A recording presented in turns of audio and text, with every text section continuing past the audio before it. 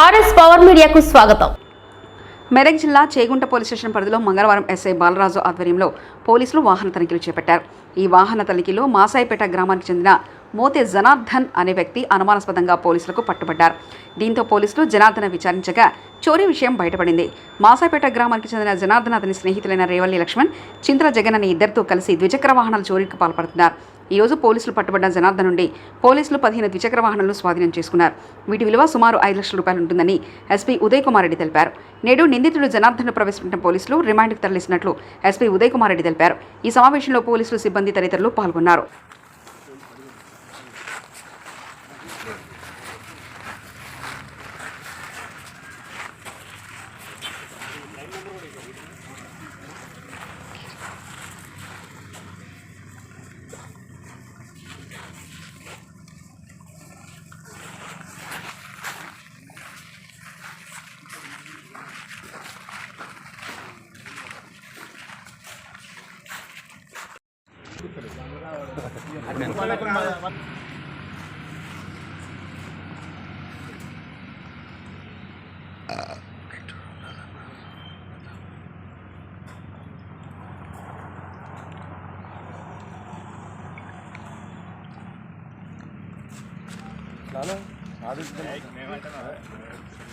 Okay okay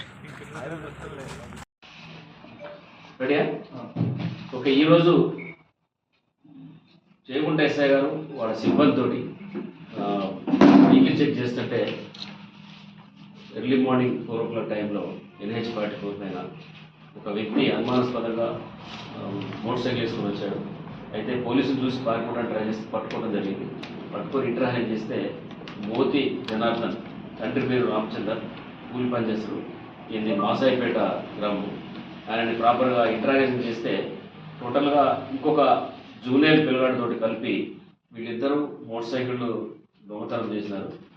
దొంగతనం చేసి దాదాపు అంటే ఇది ఒక 2-3 నెలల నుంచి నడుస్తుంది. ఇది ఇప్పుడు మనకి వీళ్ళ ద్వారా మనకి 15 బండ్లని రికవర్ చేయడం జరిగింది. ఈ 15 బండ్లలో దీంట్లో ఒక రిసీవర్ కూడా ఉండు, వడ్ల శ్రీకాంత్ అని రిసీవర్ కూడా ఉంది. దీంట్లో ఆయన కూడా పట్టుకొని రిమాండ్ చేస్తాము.